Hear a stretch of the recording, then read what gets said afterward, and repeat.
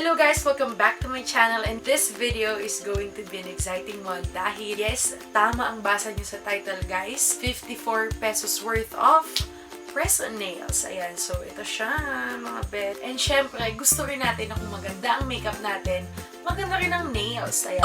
Actually, ito yung isang bagay na lagi kong nakakalimutan or nakakaligtaan every time na pumunta ako sa isang party or yung mga something na glam night, gano'n. Kaso guys, para sa isang normal na mamamayang Pilipino na dapat mabuhay sa 10,000 per month, kailangan nating magpundar ng magagandang kuko sa murang halaga. Kasi to be honest, di ba yung mga dashing diva, yung mga impress na nails ni Antlus and Riza Contawi, ako hindi ko talaga yun afford. 400 to 600 pesos para sa kuko, good for 1 week.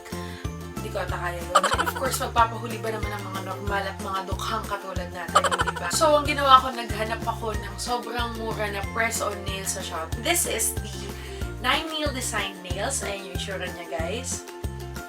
And yes, nabili ko ito sa Shopee for only 54 pesos. Actually, original is 78 pesos. Pero naging 54 pesos na lang siya kasi may sale. 24 pieces ito at press-on nail siya. Yes, guys, hindi siya yung acrylic nails na dinidikit na gamit ang glue or something. Meron siyang kasamang glue or yung parang sticker. Pero ang downside niya lang guys is manual siyang kinakapit. So ito guys, nabili ko sa shop na wohome.ph. Okay, so first things first, gusto ko lang sabihin na hindi siya acrylic guys. Ito ay plastic. So yan, kung papatulan niyo tong video na to, gusto ko lang sabihin yun bago pa man ang lahat. Anyways, before ako magsabi ng final thoughts ko dito sa product na to, let's get on to the demo. Ayan guys, so of course, starting with the packaging and the product's actual directions para sa mga may trust issues. Okay, and then ito na yung contents niya. Ayan na siya. So, it comes with extra pieces. Itong mga naka-arrange are the ones na na-customize ko na for my nails. So, good thing kasi meron siyang kasamang nail file. I think yung blue is mas coarse. Very liha talaga sis, promise. Then yung pink, yung medyo pang tao na version, mas fine siya. Ayan, it also comes with this glue in form of a sticker na sinasabi ko kanina. Okay, so first step, sukat-sukat muna kayo ng fake nail closest to the size of your fingernails. And then, choose the ones larger. Tapos, i-nail file nyo na lang. Yes, kayo mag-a-adjust. Ganun talaga. Then, using a nail cutter na di kasama sa kit, obviously, pinakat ko lang siya sa length na gusto ko. Yung kaya ko ipangkulangot na level. Ganun. So, in here comes the difficult part. Patience is a virtue talaga. Ilaban nyo. Ayan. O, liha all the way. So, pag na-achieve nyo na, syempre, sukat-sukat ulit. O, perfect.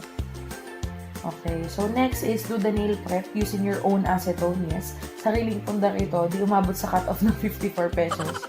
Ayun. So, pati bulak sa'yo din. Patlak ang peg. Ayan. So, punas-punas. Ganyan. Then, after nyan, lihain nyo na rin ang inyong nails. Important ito guys, kasi para mas kakapit yung glue. Tapos, ayun, tatakpan nyo naman. So, carry lang. Liha-liha lang, okay? Ito na. So, to stick the glue, peel off nyo lang siya from the plastic.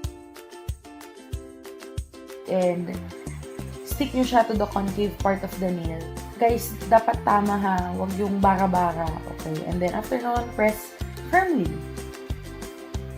Ayan.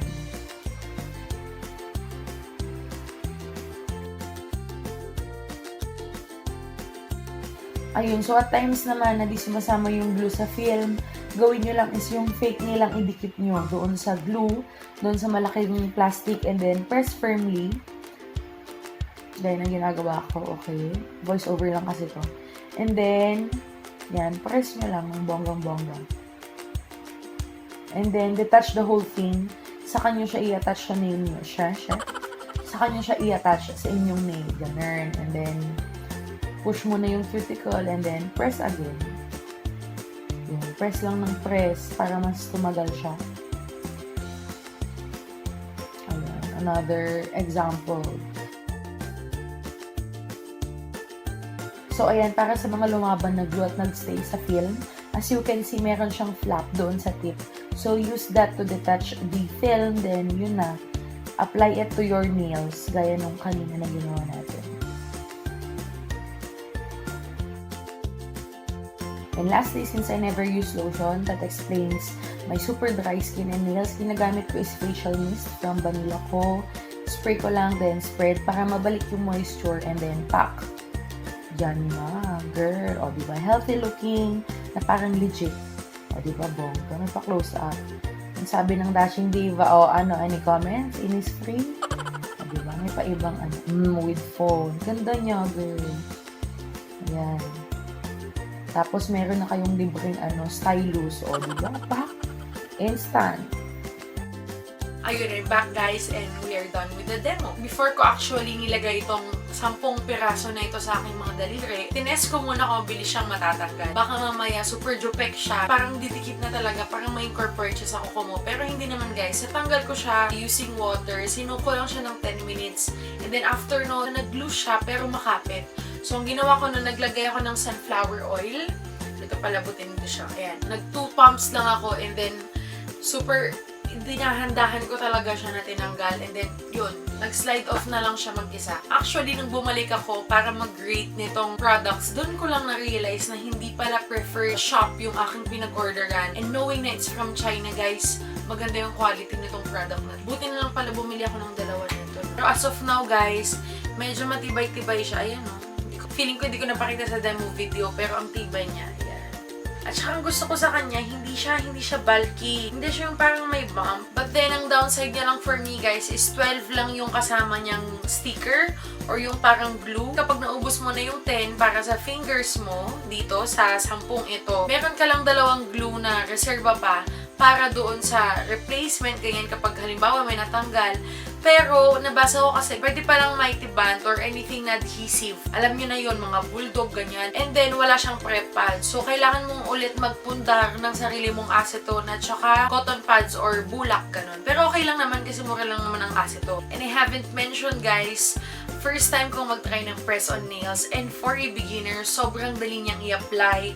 Sobrang dali niyang sundan. And as you can see doon sa demo video, talagang pudpod ang aking nails dahil ako ay nail biter. So, para sa akin, malaking tulong talaga na na-invento itong mga press-on nails na ito. Dahil number 1, hindi na-hassle sa akin magpatubo ng nails kapag, alam mo, may special events, mga ganyan. And second, at least matitrain ko yung sarili ko na hindi na mag-nail ba. But the downside lang, guys, is that dahil plastic yung material at saka hindi siya ganun ka-opaque, parang nakikita yung mga yung mga bubbles dun sa glue. And another downside pala na na-observe ko, parang hindi uniform yung sizes. Na-encounter ko, for example, sa thumb ha, isa lang yung size na parang perfect fit sa thumb ko. So, in-expect ko, di ba, pair siya. Pero hindi, guys. Parang magkakaiba talaga sila ng sizes. So, compared dun sa mga mamahalin na press-on nails, I think ito, kailangan mo talagang i-file, tapos i-nail cutter, or i-shape mismo doon sa iyong nails. Pero okay lang naman kasi for the worth of 54 pesos, okay na rin yung trabaho na yun. Nung ginawa ko to, guys, wala pa atang 30 minutes.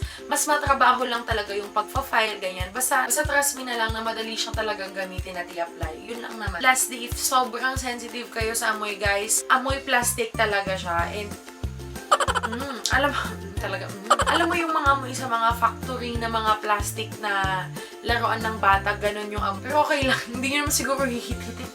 Pero actually sa akin, okay lang naman, tolerable. Tsaka hindi ko naman siya laki ng butas sa ilong ko. Igaganon lagi.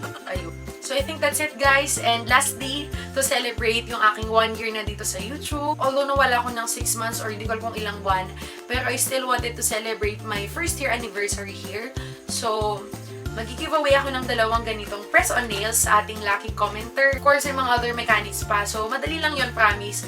Hindi ko na-mention dito sa video, pero basahin nyo lang sa description box. So, this is a surprise giveaway. So, if you're watching up to this point of the video, you are lucky kasi, aside from the mechanics listed down below, just comment the word cysts spelled as CYST, and that's the last step para makapasok ka sa giveaway. So, yun lang, guys. Thank you for watching. Don't forget to like and share this video. At huwag nyo na rin kalimutang mag-subscribe since napadaan na rin lang kayo sa aking channel.